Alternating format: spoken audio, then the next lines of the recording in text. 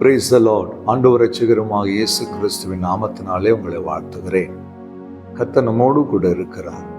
பிரியமானவர்களே, இன்றைக்கு அநேகருக்கு இருக்கிற ஒரு பிரச்சனை என்னவென்று கேட்டால், தங்கள் தேவைகளை நினைத்து கலங்குவது, கவலைப்படுவது, சோர்ந்து போவது தான் பெரிய பிரச்சனை.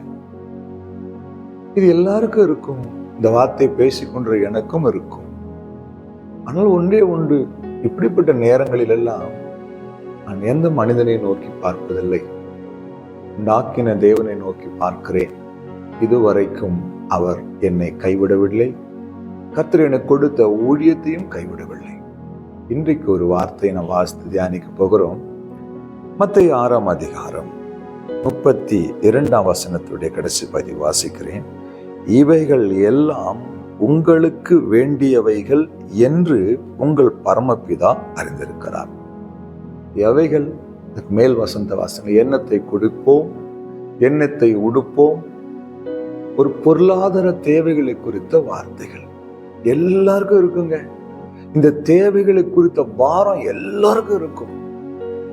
எனக்கு ஒரு நல்ல ஆகாரம் கிடைக்கலையே, ஊழியத்துக்கு ஒரு இடம் கிடைக்கலையே, எனக்கு கொடுத்த சபையை என்னால் சரி பண்ண முடியலையே, இல்லை பிள்ளைகளுக்கு ஒரு நல்ல துணிமணி வாங்கி தர முடியலையே, பிள்ளைகளை ஒரு நல்ல பள்ளியில் படிக்க வைக்க முடியலையே, என் பொருளாதார தேவைகளுக்கு நான் பாடுபடுகிறேனே, கஷ்டப்படுகிறேனே, அடுத்தவர்களை எதிர்பார்த்து நிற்கிறேன் என்று சொல்லி நீங்கள் அங்கலாய்க்கிறது கர்த்தருக்கு தெரியும்.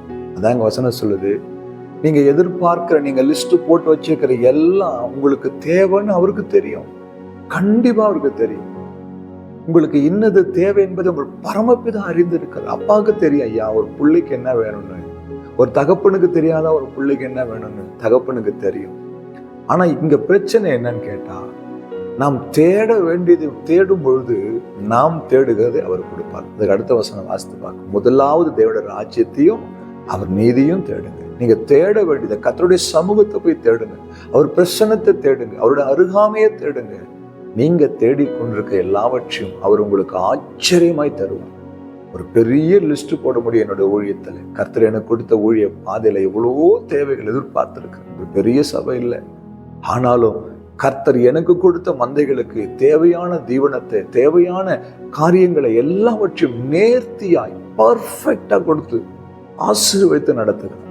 காரணம் என்னன்னா, தேவ சமூகத்தில் காத்திருக்கும் பொழுது நம் தேவைகளை அவர் பார்த்துக் கொள்வார். என் அன்பு ஊழியரே, என் அன்பு சகோதரனே, சகோதரியே, இந்த வருஷத்துல இந்த மாசத்துக்குரிய தேவைகள் நினைச்சு கலங்குறீங்களா? Don't worry. தேவ சமூகத்துல போங்க, கண்ணீரோடு உட்காருங்க. எனக்கு தெரியாதுப்பா, நான் எந்த மனுஷன்கிட்டையும் ஓட மாட்டேன், யாருக்கையும் எதிர்பார்க்கல. உங்க சமூகத்துல உட்கார்ந்து என் கண்களை உமக்கு நேராய் ஏறெடுக்கிறேன், ஒத்தாசை அனுப்புன்னு ஜெபம் பண்ணுங்க. ஆச்சரியமா இந்த கிறிஸ்துமஸ் நியூ இயரை கர்த்தர் நடத்துவார், தேவைகளை சந்திப்பார். இந்த மாசம் உங்களுக்கு மிக மிக அற்புதத்தின் மாதமா இருக்கும். இயேசுவின் நாமத்துல சொல்லுகிறேன், உங்களுக்கு தேவை என்பதை அவர் ஏற்கனவே அறிந்து வைத்திருக்கிறார். கொடுப்பார், பெற்றுக்கொள்ளும். ஜெபிக்கலாமா?